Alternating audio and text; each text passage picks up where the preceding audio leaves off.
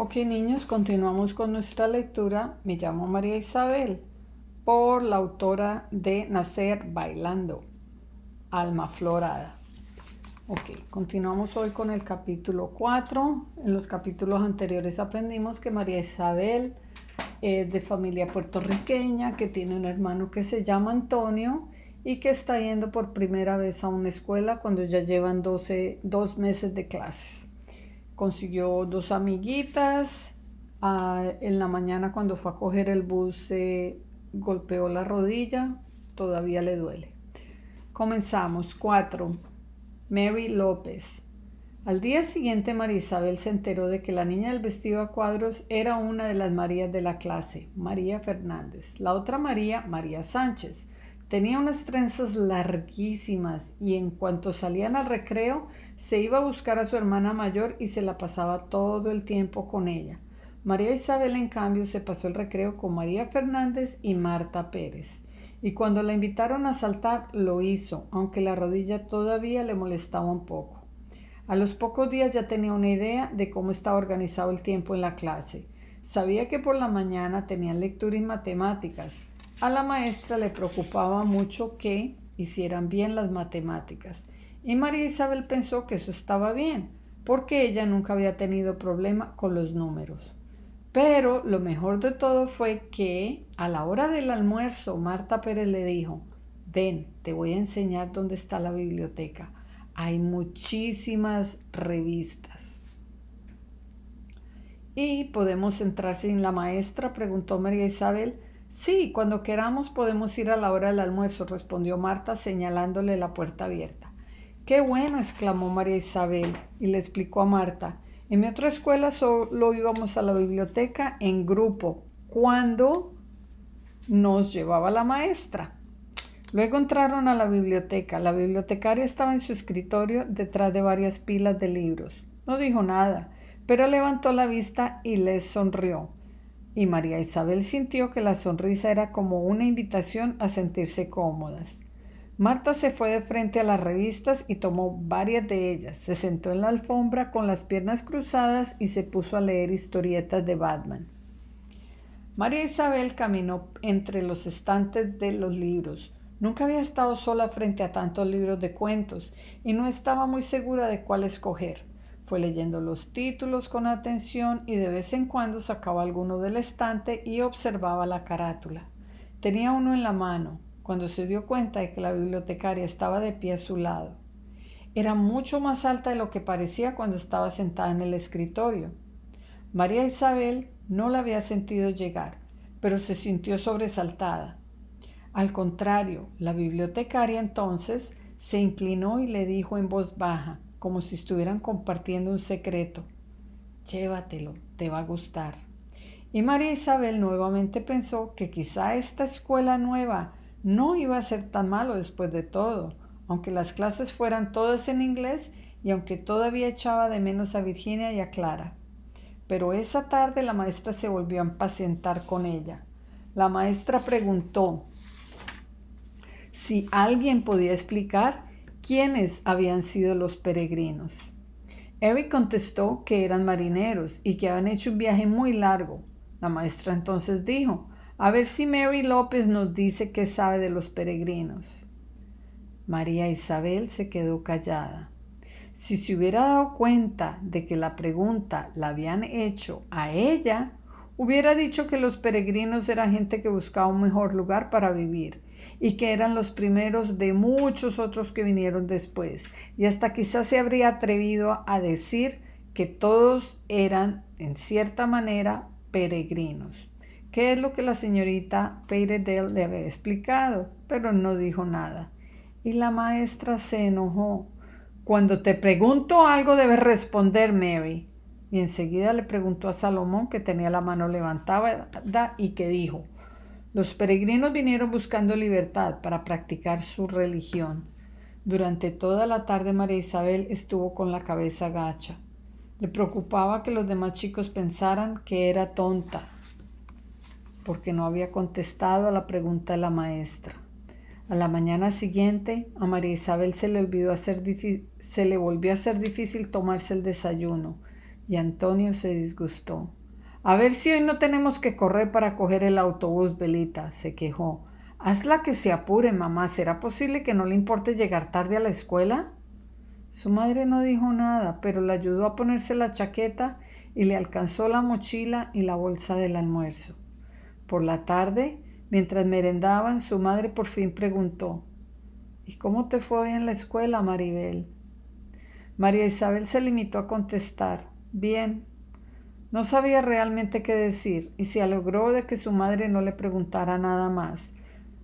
No le hubiera sido fácil explicarle que aunque habían hecho bien las matemáticas por la mañana, por la tarde se había vuelto a olvidar del nombre que la maestra le había dado y que ahora la maestra la miraba siempre con desconfianza.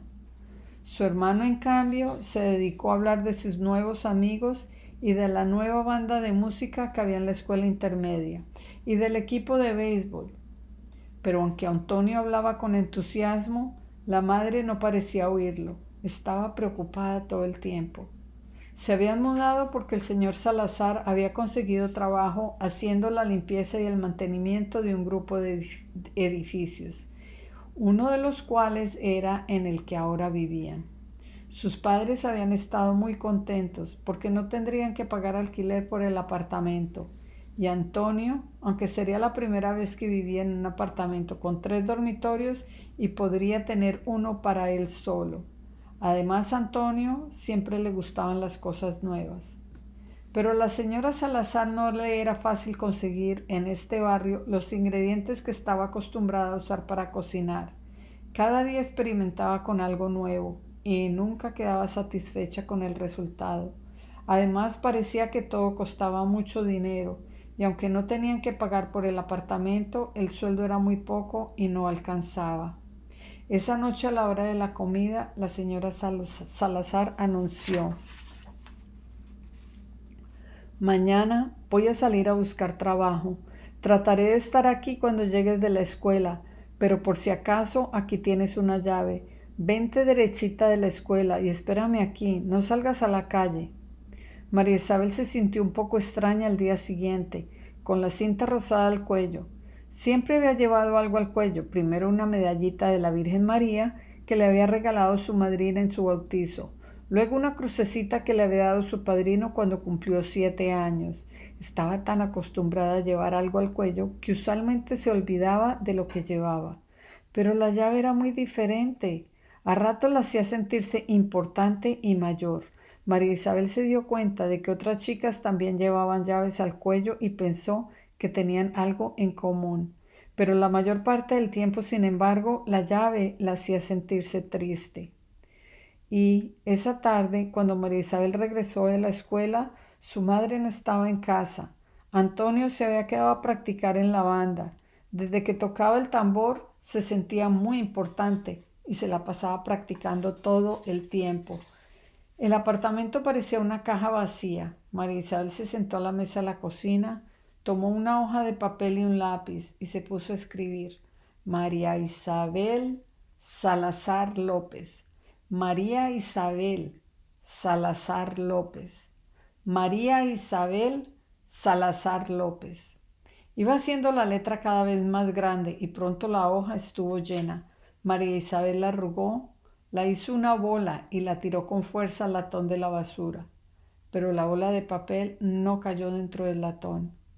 María Isabel pensó como si se hubiera burlado Antonio de su mala puntería. Como si hubiera burlado Antonio de su mala puntería. Y por un momento se alegró de estar sola. Se levantó, recogió el papel y lo echó a la basura. Entonces se puso a mirar dentro de los estantes de la cocina. Cuando su padre regresó, María Isabel había puesto la mesa y tenía casi lista la comida. Una ensalada de lechuga y tomate estaba en el centro de la mesa, en la ensaladera de madera, y en las 2 ollas sobre la cocina, listos para servirlos, había arroz y frijoles. Todo lo que faltaba era freír la carne. Su madre llegó agotada, se tiró en una silla y se quitó los zapatos. Y al ver la mesa puesta y la ensalada lista, lanzó una exclamación de alegría. Más tarde, sentados a la mesa, su padre le dijo: «Qué gusto me da que ayudes a tu madre». y su madre comentó: «Qué rico te ha quedado el arroz. Bien hicimos en ponerte, María Isabel. Tienes las mismas buenas manos para cocinar que tu abuela Chabela».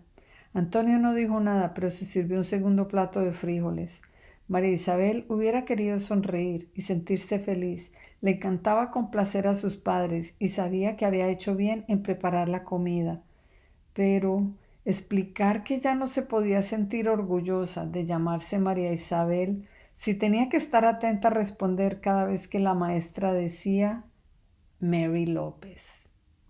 Niños, este capítulo me encanta porque las maestras tendemos a cambiarle los nombres a los niños a nuestro acomodo para nuestro beneficio, para poderlos distinguir.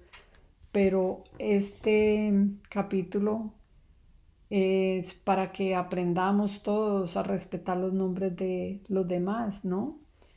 Tenemos que entender que si alguien se llama Jorge, no se llama George, que si se llama María es María, no Mary.